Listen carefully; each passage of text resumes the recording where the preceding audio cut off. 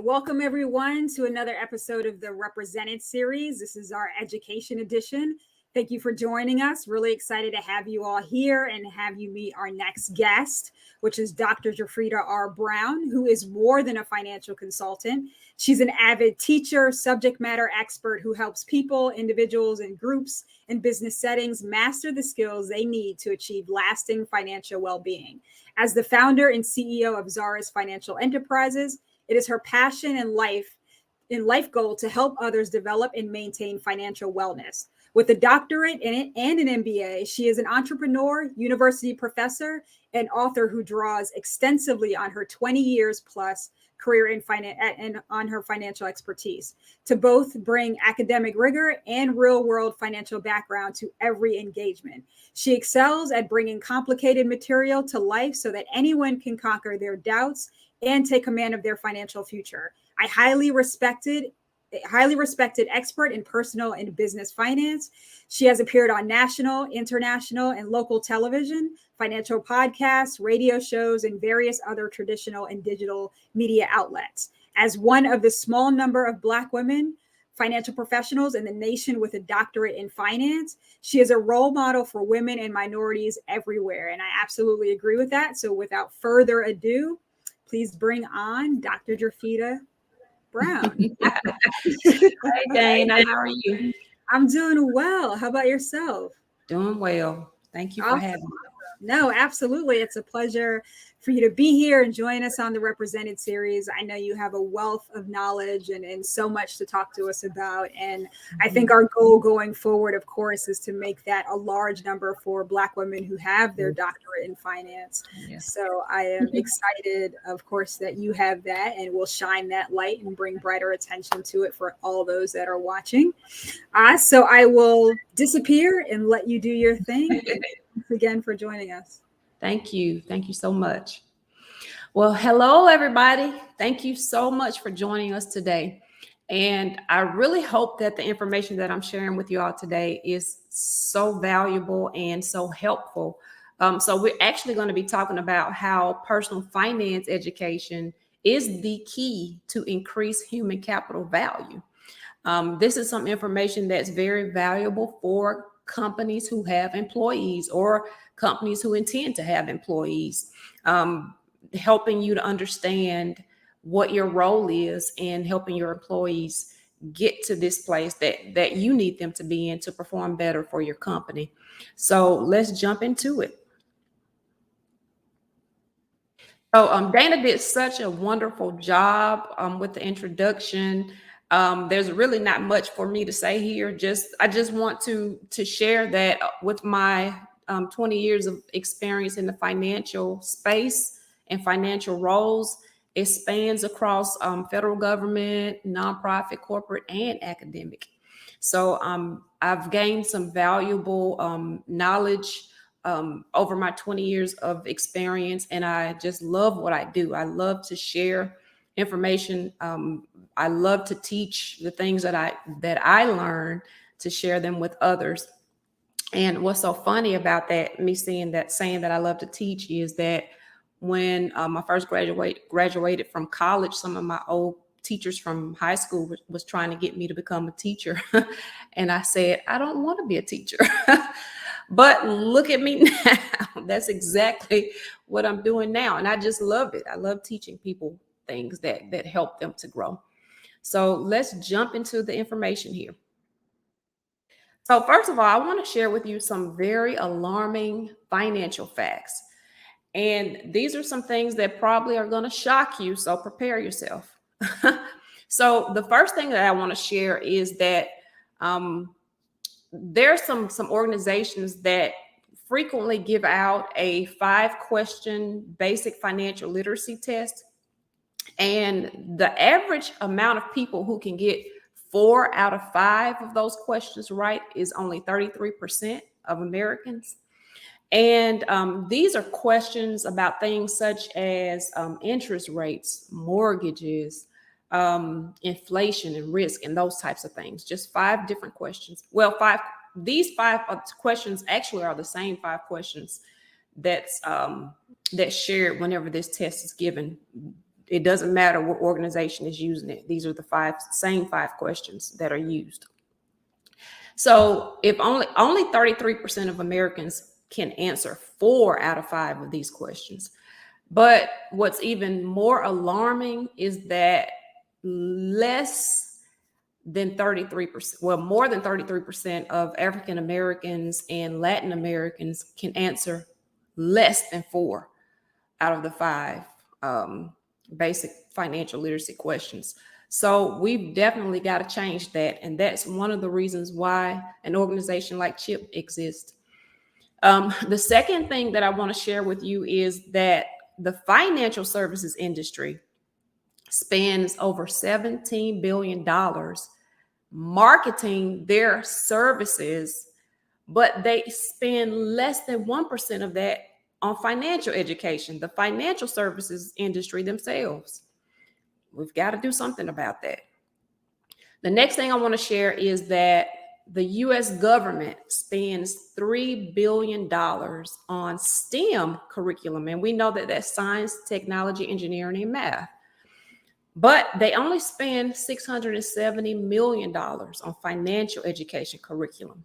So we see that there's not a level playing field here when it comes to financial education. And this is something that's really important for most people. So we've got to definitely bring awareness to this.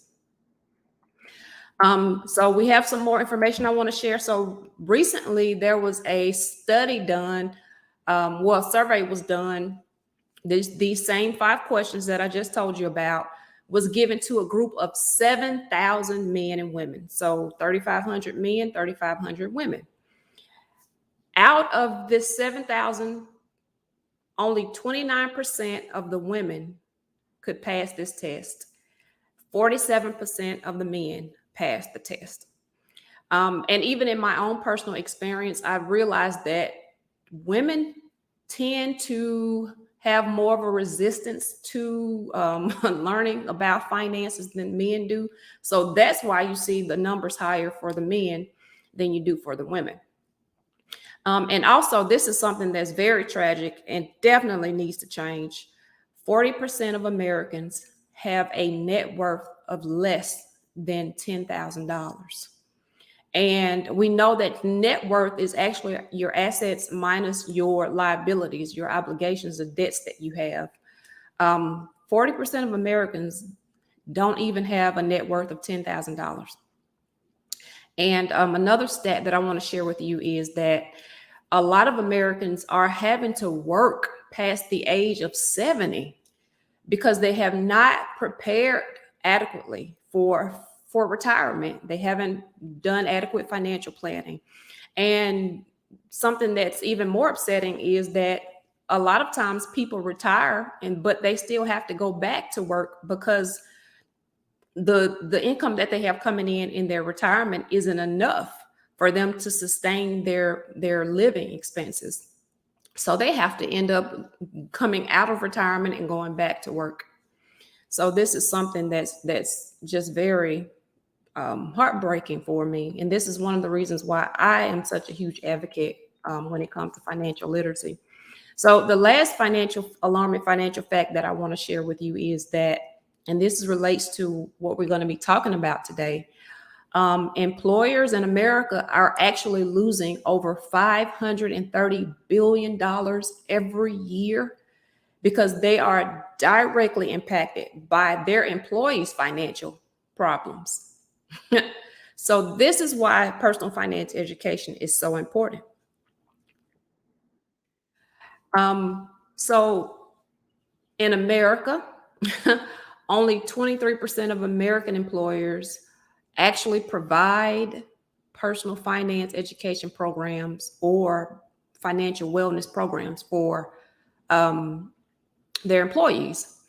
And I read a recent study by PwC, and in this study or survey, they were actually trying to see how well financial wellness programs work or financial education programs work if employers provide those for their employees. And the survey reported that over 78% of the employees that they surveyed said that their stress was due to their financial issues. And this was actually even causing them to have physical health problems. So another good point of this survey was that they actually provided some information on what happened after some of these employees were able to get financial education through their employees. And there were some good results of employees' health actually improving after they were able to get some financial educational help through their employer. So an employer providing financial education programs or financial wellness programs for their employees is something that's very, very needed, very needed. So I want to talk about some of the benefits that employees, I want to start out with the employees. I want to talk about some of the employee benefits when companies provide some type of financial education program or financial wellness program. So these are some of the benefits that employees will experience. The first thing is that they are actually going to learn how to effectively manage their personal finances. And once they do this, it's going to help them develop a more positive attitude and also change their financial behavior, which means that they're making better financial decisions after that. Another benefit for the employees is that they are actually obtaining education that they didn't even have before. So they're learning about different aspects of personal finance. And so this is also one of the good things about an employer providing financial education for their employees. So a lot of companies have employees that are considered to, be in the low wage or low income levels. And so these are employees that may not necessarily be able to afford to hire someone to teach them some of the things that they need to learn. And so when the employer is able to provide these types of programs to the employee, whether it's a benefit or whether it's something that's incentive that's free that the company is offering to the employee, then it still benefits the employee because they're learning something new that they really need. Some more benefits for the employees is that now they have a way better understanding of finance, and their perception about money changes. And there's a topic that I also teach called financial psychology, which is where I help people understand that our emotions, our dreams, our motivations, all those types of things affect and impact how we make financial decisions and how we actually perceive and think about money and the attitude that we have about money. Because as we all know, none of us are born knowing how to manage money. We have to learn it from somewhere, someplace, some person. And so just because you're learning it from somewhere doesn't mean that that's the right way to learn about how to manage money. So everybody develops their own perspective about money and their attitude about money as they're growing up, and it goes over into our adulthood. And so having this personal finance education allows a person to be able to learn the things that they need to learn in the correct way and be able to change their perspective about money and have a more positive attitude and outlook about it. And so the next benefit is that the information that a person learns in these financial education programs, they can take that information and they can apply it immediately in their own situations. So, for instance, some of the financial education programs may include different types of templates, worksheets, different types of apps, and other types of tools and resources that a person can use, learn how to use, and immediately start using to start seeing some results shortly after that.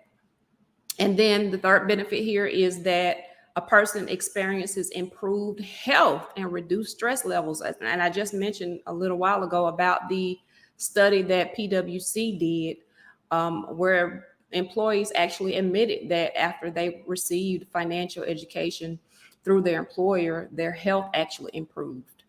So that's an awesome benefit. And so here, some more benefits that we have for employees are that as they're learning this new information, their confidence and trust in their employer increases.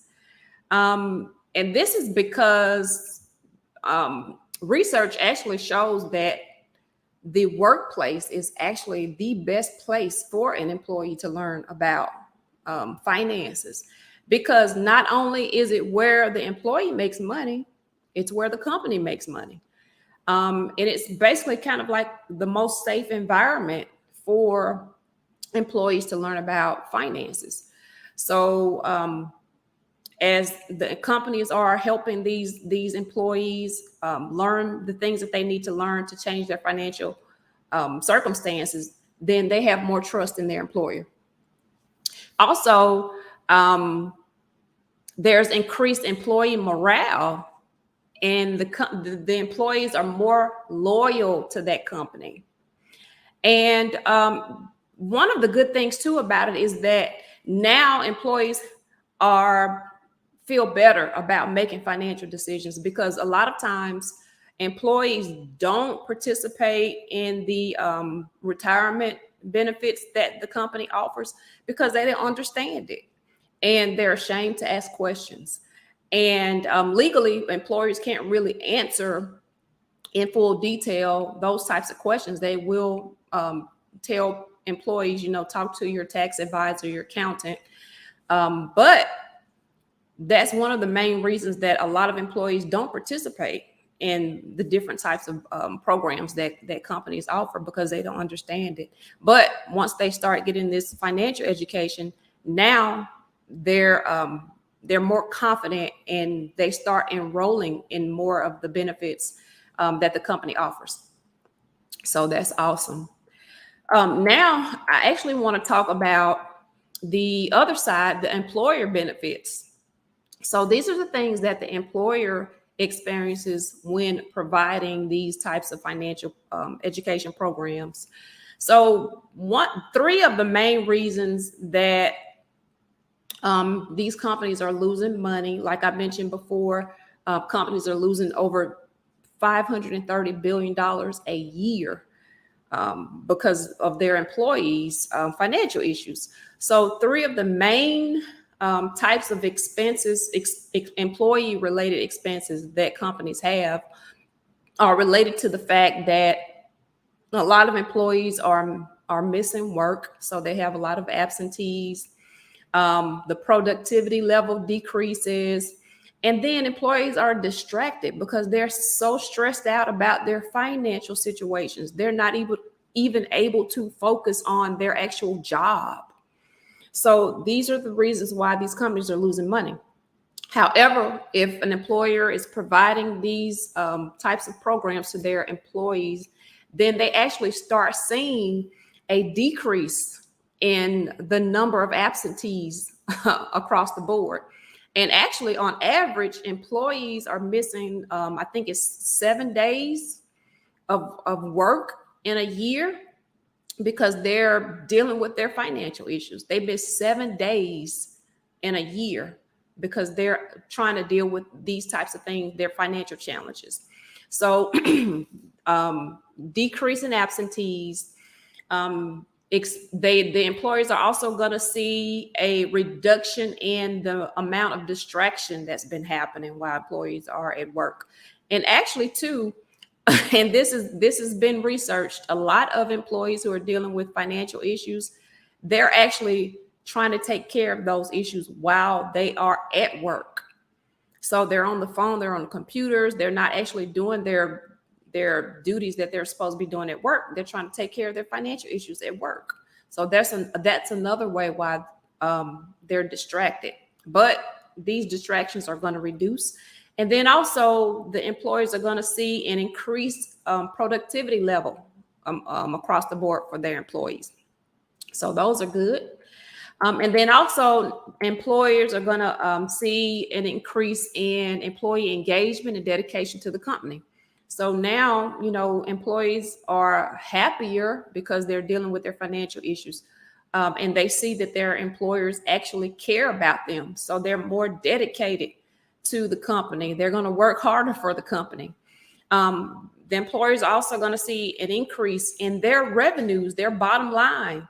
And they're going to see a decrease in the employee related expenses. So remember earlier, I mentioned that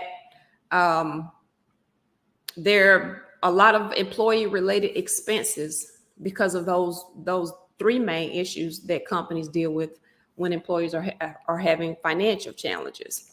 And just to give you an example of one type of employee related expense. So say, for instance, employees who go to HR and they ask for an advance on their paycheck, or either they get some type of loan or withdrawal from their retirement plan.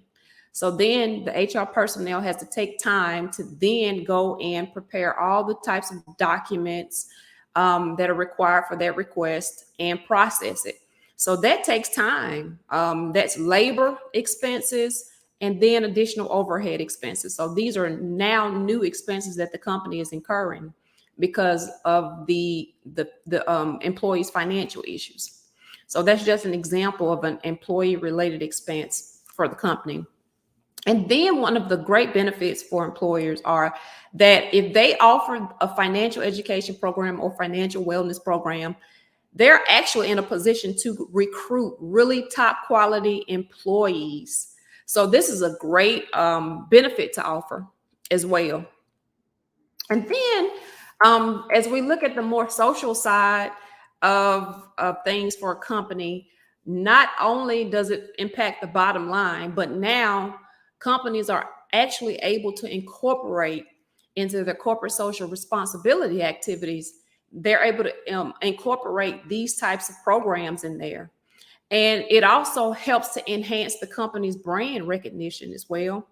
And of course, they're able to increase their human capital value. And right now, in the time that we're living in now, is really important for companies to really expand on that social aspect of what they're doing for their employees. And so by offering these types of programs, they are showing society that, hey, we care about our employees and we are doing our part to help them to grow and to be productive citizens in our communities. So that's something that's really positive about offering these types of programs. Now, also, companies can see a return on investment when they offer these types of programs. So one of the keys is to provide comprehensive personal finance education. So what I mean by comprehensive is that the financial education actually covers all aspects of personal finance. It's not just focusing on investing. It's not just focusing on retirement planning. You're also helping people understand how to budget, how to set up a bank account, how to manage their accounts, risk management, insurance planning, tax planning, and those, all of those things are important as far as personal finance is as far as personal finance goes, because you can't really start investing if you really don't understand, how to budget or manage your accounts. So it kind of all those parts kind of work together as a whole. So that's why comprehensive personal finance education is more beneficial than just focusing on one thing over here and one thing over here. And also by offering comprehensive programs, it's a high value for the company, and it's also low cost for the company as well. And one of the reasons why it's a low cost for the company is because that a company can actually scale their efforts. Like they can bring somebody in to create one program and use that program for the whole entire company. They can scale it across to everybody to make sure that everybody gets it. So they don't have to spend additional money for each specific employee. So that's why it's a very low cost option. And it's also helping the employees as well as enhancing the company's bottom line again, like I mentioned. So I wanted to just share just some things that that I found in my research, which actually proves why personal finance educations work programs. I'm sorry, why personal finance education programs work. And so these are just some of the things that I want to share. So research actually provides evidence that when employers are actually concerned about their employees and they say, okay, we want to provide this either as a benefit or as an quarterly or annual incentive for our employees, then those employees, like I mentioned earlier, are more dedicated to the company. They trust the company more. To them, that company now becomes the employer of choice for them. And again, there's evidence to prove this in the research that's been done. And also, when companies are offering these types of programs as a benefit, then they're able to attract the types of employees that they desire. And it also helps them to compete better with their competitors. So employees who see a company who's offering a personal finance education program as a benefit may tend to go toward that company more than one who doesn't provide one. So there's research that provides evidence that companies are able to recruit better employees if they do offer this as a benefit or as an incentive. And also, like I mentioned earlier, by providing comprehensive personal finance education, it's actually helping to increase human capital value even better. And there's actually an increase in the employee's knowledge, their skills, their abilities. So now you're increasing human capital value because as these employees are learning this information through these programs, like I mentioned, now they have more knowledge. They're enhancing their skills, especially if they're working in roles where they have to use financial information. And then their abilities increase. So you have employees who are better equipped and who can probably kind of cross-reference, do some things in different departments or areas, which makes them an even more valuable employee. So like I mentioned, comprehensive personal finance education is more effective and it's more beneficial for the employees. And also companies providing continuous comprehensive education is more effective. That means that they are constantly providing these programs that is not just once a year or just one time and that's it. It has to be continuous. And so there's three components of a comprehensive program, and they are habituation, examination, and adjustments. And so I just want to explain more about these components. So habituation is When the employees are learning things that they're learning in these programs, and they're actually putting that into action, and they're practicing those things, they're continuing to do them, and then it becomes a habit. And so now they have the knowledge, they have the skills, the increased financial skills to apply to their specific financial situations. And they're constantly applying that over and over and over, and it becomes habit, and it just gets into us when something becomes a habit, which rule of thumb is it takes 21 days for something to become a habit. So as they're constantly doing these things and putting them into practice, then they become part of their natural tendency, which is a good thing. The second component is examination. So this is where the employees are actually working with a professional, financial professional. And when I say financial professional, it can be in any area of finance, because just like I just mentioned earlier, there's several components of personal finance. It's not just investing. It's not just retirement planning. You got to think about the financial industry. You've got mortgage, you've got real estate, you've got banks, you've got financial advisors, consultants, and you also have those who focus on investing, those who help with budgeting. So there's a wide array of different types of financial professionals. So that's what I mean when I say financial professional. So an employee gets that financial education. They're working with a financial professional. The financial professional is helping them to do regular checkups to make sure that they're still on track and that they're doing what they're supposed to do. And then the third component is adjustments. And this is where, we all have different things that happen in life. We have changes that happen in our lives, and we have to make adjustments.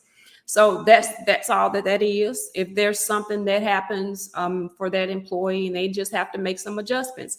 It could be even if their income increases. Now they have to make some adjustments to their budgets and other expenses that they have. So these are those three components. And this is kind of like a cycle. These things are constantly happening. It's not just one time. These three things are constantly happening for all of us as we are learning more and managing our finances, whether it's personal or business finances. We have that habituation piece, we have the examination piece, and we make adjustments as needed, especially when we think about financial planning. We think about short-term and long-term planning. So we're always going to have to make some type of adjustments because things change. And then sometimes some of those changes are beyond our control, like COVID. Everybody had to make adjustments when COVID happened. So there's things that happen. There may be some type of disasters that happen, fire, natural disasters, those types of things, and people have to make adjustments. And it also makes me think about FEMA actually offers a free financial emergency kit. You can go on their website. I think it's FEMA.gov, and you can get their personal financial emergency kit. And it kind of helps you to basically put all of your information together in one place in case there's ever any type of emergency that happens in your life and someone needs to get all of your financial information. Then you have it in one place, all the different types of documents, information that someone would need that you trust to access your information. So that's really important to have as well when you're thinking about these three components of comprehensive financial education. And so this last thing that I want to touch on is about the employee wealth gap. And this is something that's been talked about a lot lately, especially over the last couple of years since COVID. So one of the things that I read about was Deloitte did a report in 2021. And in the report, they actually stated that they surveyed a bunch of different CEOs from corporations in America. and well, globally. And one of the top 5 challenges for these executives is that they have to address over the next 10 years the employee wealth gap issue. So this is a major issue and a major focus for executives across the world, not just in America. And also, there's a report that was just released this month, and it was conducted by the Institute for Policy Studies. And they showed in their report that corporate executives on an annual basis, their average annual salary is about $10.6 million. But the average employee salary is only about $23,000. So this equates to a ratio of 670 to 1. And so also with this report, I know that they surveyed the top 300 corporations in America. So we're talking about the top 300 corporations in America where their CEOs are making an annual salary of $10.6 million, whereas their employees are only in the mid 20,000 range.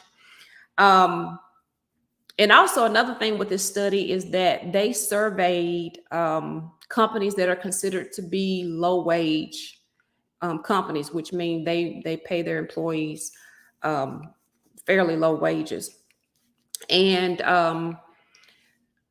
so from this report, one of the things that they pointed out was that during COVID, 2021, 2020, these low wage companies actually increased their executives' salaries, but their employees were still struggling financially.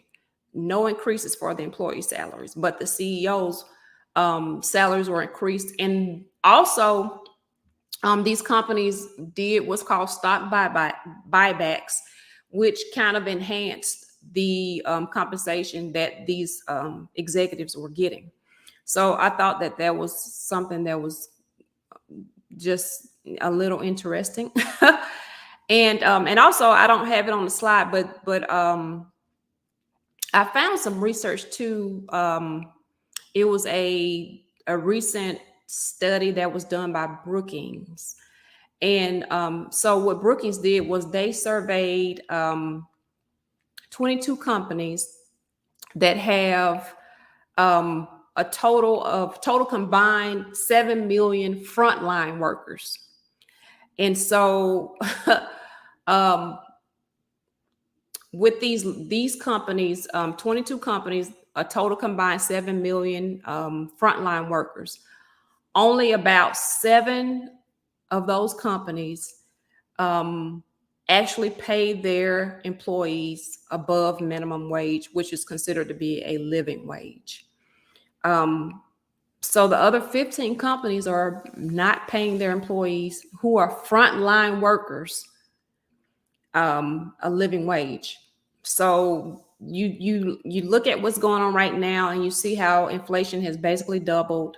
And so people's incomes are not actually able to keep up with the pace of inflation. And then the prices of everything is increasing. You've got increased gas prices and grocery prices. Everything's increased because of the inflation and what's going on with all the different things happening, not just in the American economy, but globally that impact everybody's economy. And so these are some of the things that I just wanted to bring awareness to as we're thinking about why personal finance education is so important. It's so vital. And as I mentioned at the beginning, only 4 out of 5 questions can be answered correctly by some Americans. But when it comes to African Americans and Latin Americans, they can answer even fewer of those questions. So there's a large financial literacy gap as it relates to minorities. And so we definitely need personal finance education to make sure that gap does this. So I hope this information that I've shared today has been helpful and valuable for you. And I'm sharing my contact information here in case anybody ever has any questions, or just feel free to contact me. I'm always glad to answer any question. Awesome, awesome. Well, thank you so much. That was a wealth of knowledge and understanding that you shared. Definitely took some takeaways myself. I know sometimes it's easy, especially in those corporate companies, right, not to necessarily focus on the actual problem that Mhm. can just be met with like education and benefits, and people just having a better understanding of all of those things and how to truly utilize them. So Yes. I'm glad we really spoke about that topic. And that's also why within CHIP, we created our own financial wellness program, because it's so important to understand all of your benefits, because you get, hit with all that stack of paperwork and it's just like, check, check, check, leave it alone. Yes. Not realizing like, well, what you check, what you have, what you don't have. And then, in a hard space, having to figure that all out. So Yes. definitely appreciate your talk and presentation today. And of course, make Thank sure you. to reach out to Dr. JeFreda if you have any further questions. You can also find her on CHIP, and she is also on our board. So thank you for that Mhm. as well. But everyone, we welcome you back again to the Represented series. Definitely take time to catch up on all the other episodes between the Fireside Chat and our education series. So we'll see you all again. And thank you again for joining us. Thank you. Take care.